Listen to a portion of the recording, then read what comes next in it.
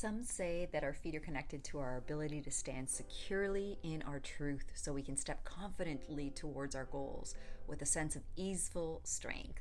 And I kind of like the sound of that, so how about we give our feet a little love today? The first exercise we have is basically a hand and foot hug. You're gonna thread one finger between each set of toes until you've basically filled up all the little spaces between your toes with your fingers, and then you're gonna squeeze that foot with your hands and give it a little love, and gently rotating around through the ankle, also feeling all the movements in your feet, pressing back and forth, side to side, and in circles.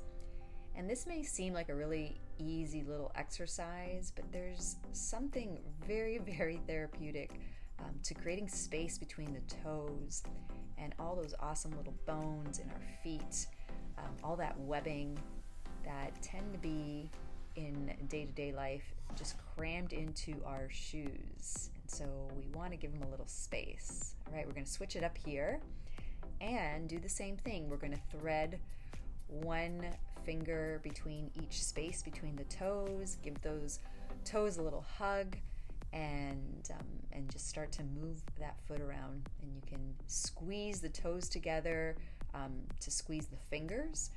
And it's just something I like to do. It just feels good to just feel the strength of my toes as well, moving it around, shaking it kind of like how I'm doing here.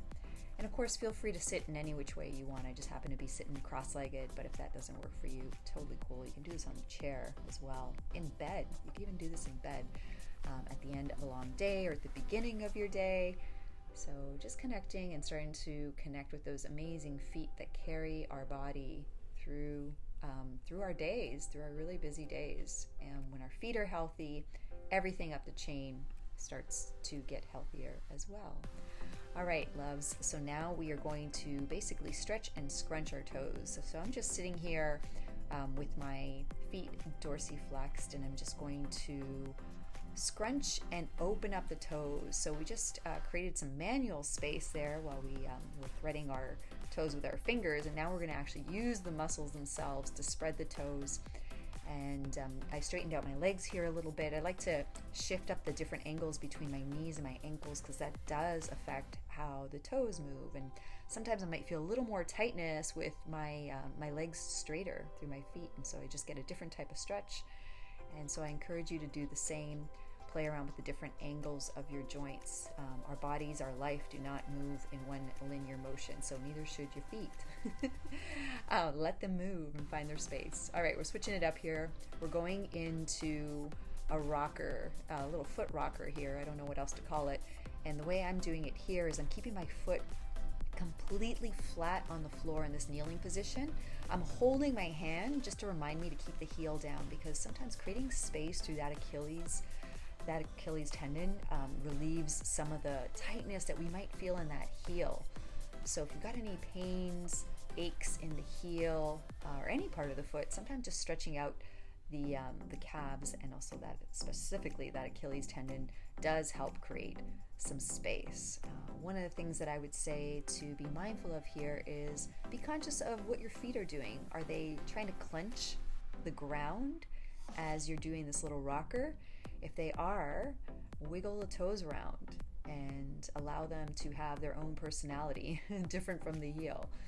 All right, so let's switch it up here, and we're going to try the same thing. I'm holding my heel, and just my hand is there again, just to be mindful to keep my heel down so that I am stretching it, I'm not lifting it.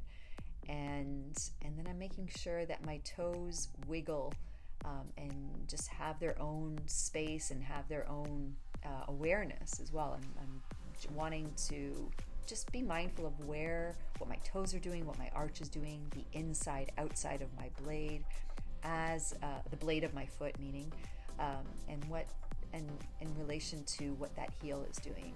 So just making sure that you're aware of all parts of your foot as you're doing this one motion, even though it's specific to the heel.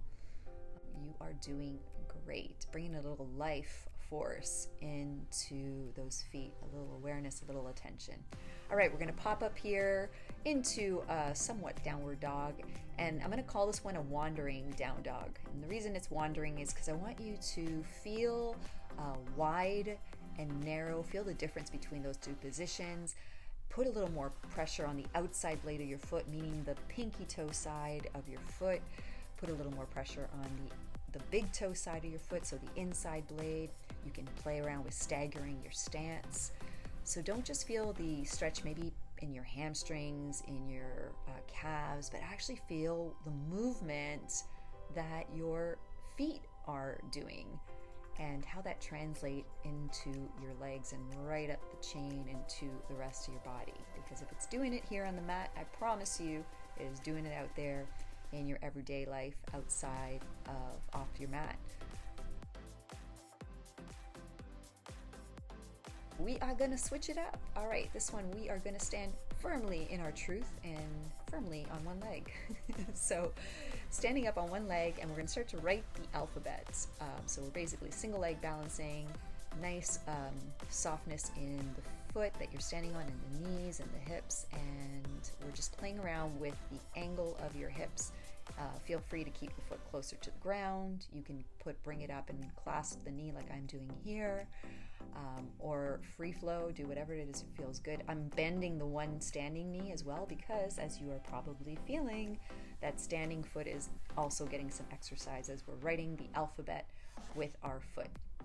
The reason we're writing the alphabet is because it just takes us through a lot of random angles that we might not normally decide to do. So you might go forward and back, side to side, little circles. That's kind of the standard. But when you try to write the alphabet, it'll take your foot in a bunch of different directions, give a little love to all the other little bones in your ankle as well. So we've switched it up, and we're doing the same thing on the other side. All right, starting off a little bit lower to the ground, starting to write the alphabet, A, B, C, D, E, F, G. Hopefully you know the rest of it. Bringing the knee up if you want to raise your center of gravity to challenge that supporting leg a little more, challenge your balance. I'm definitely feeling it here. And you might find that one leg is a little more dominant than the other. Totally cool. The journey here is just to practice and do your best. Show up to stand firmly in your awesomeness, because that is who and what you are. All right, and getting strong feet, creating that for ourselves allows us to, just connect a little bit more gently, I believe, and get a little more grounded with the earth and our life and our world around us.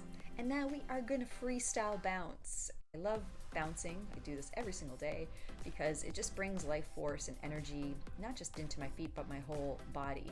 And it's a cool way to just feel the connection with the earth and allowing that energy to drive up into the rest of the body. You can do a little jig like I'm doing here, single leg. We're just changing up the angles. The reason I'm just moving things around here, it changes up how my foot has to respond. Trains your feet to be a little more reflexive and responsive. So that is it, my dear. You did amazing. I'm hoping that you are choosing to stay awesome today and just be a more grounded and more you version of you today. Let's give our feet a little high five to you for being amazing. Thank you so much for meeting me on the mat and being my movement buddy, and I will catch you on the next Body Soul Reboot. See you then.